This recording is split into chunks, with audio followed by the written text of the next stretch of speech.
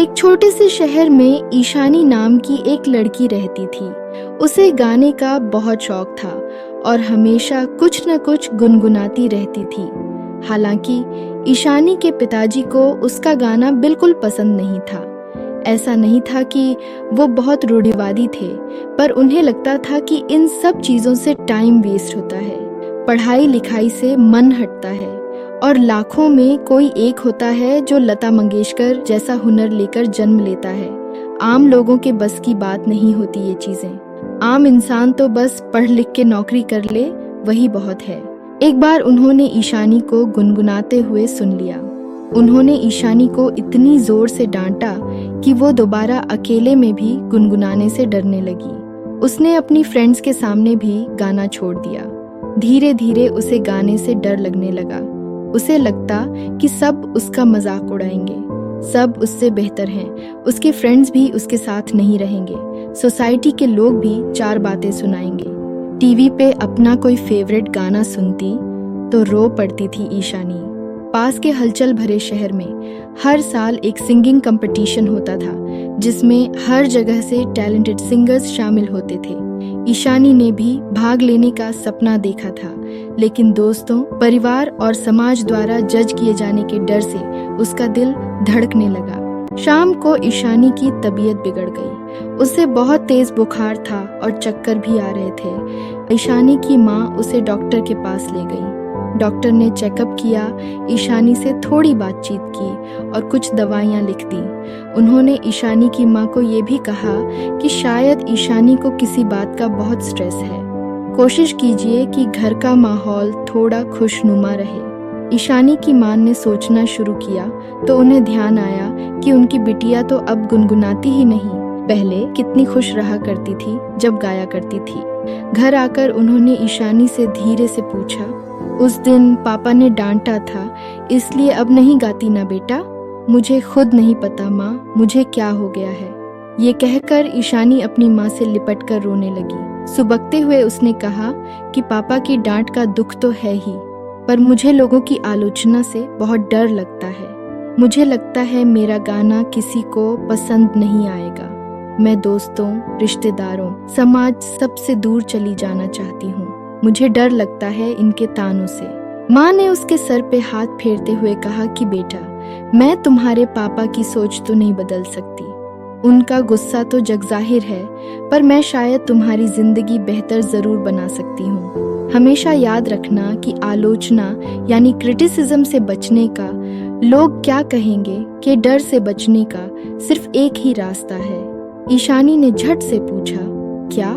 मानो उसकी सारी मुश्किल उस रास्ते से हल हो जाएंगी। माँ ने मुस्कुराते हुए कहा, ना कुछ कहो, ना कुछ करो, ना कुछ बनो। ईशानी बोली, पर ये कैसे पॉसिबल है मम्मी?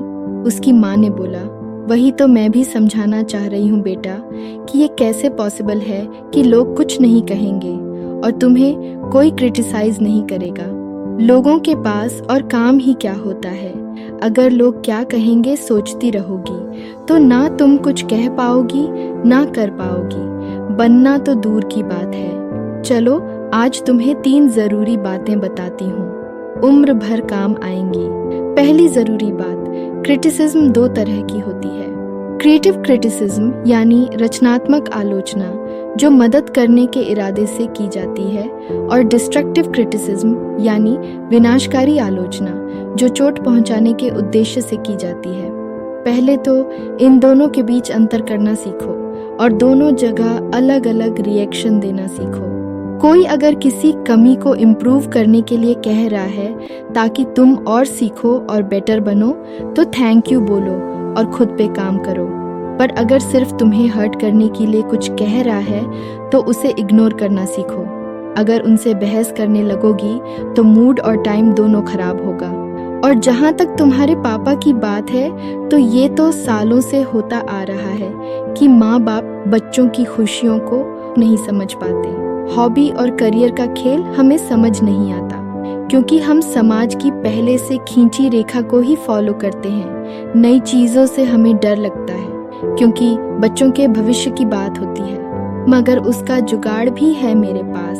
अगर तुम प्रॉमिस करो कि पढ़ाई मन लगाकर करोगी और स्ट्रेस नहीं लोगी तो ही बताऊंगी। ईशानी ने मुस्कुराते हुए कहा, अरे प्रॉमिस प्रॉमिस, पक्का वाला प्रॉमिस। माँ ने बोला, शाम को स्कूल से घर आकर पहले स्कूल की पढ़ाई करनी होगी, फिर ऑनलाइन सिंगिंग क्लासेस होंगी। घर से ही प्रैक्टिस करती रहना। पापा को या रिश्तेदारों को अभी कुछ बताने की जरूरत नहीं है। 1-2 साल में जब तुम्हें लगे कि तुम रेडी हो तो कंपटीशन में पार्टिसिपेट करना। दूसरी जरूरी बात, सिलेक्शन की चिंता मत करना, सीखने पे ध्यान देना। कोई भी कला आत्म अभिव्यक्ति का एक रूप होती है जो लोगों के निर्णय से परे होती है। इसलिए सिर्फ खुद को एक्सप्रेस करने पे ध्यान देना, किसी को पसंद आएगा या नहीं ये कभी मत सोचना, बस दिल से करना जो करना। हाँ, लेकिन फिजूल खर्ची बंद करनी होगी और बिल्कुल भी टाइम वेस्ट नहीं करना होगा। टाइम और पैसे को सही जगह लगाना सीख जाओगी बेटा, तो हर सपने पूरे कर पाओगी। तीसरी जरूरी बात, जो लोग तुम्हारा हौसला तोड़ते हैं उनको अपने सपनों के बारे में बताने की कोई जरूरत नहीं है। पापा और रिश्तेदारों को जब पता चलेगा तो नाराज जरूर होंगे, पर फिर तुम्हें खुश देखेंगे तो शायद समझ जाएंगे।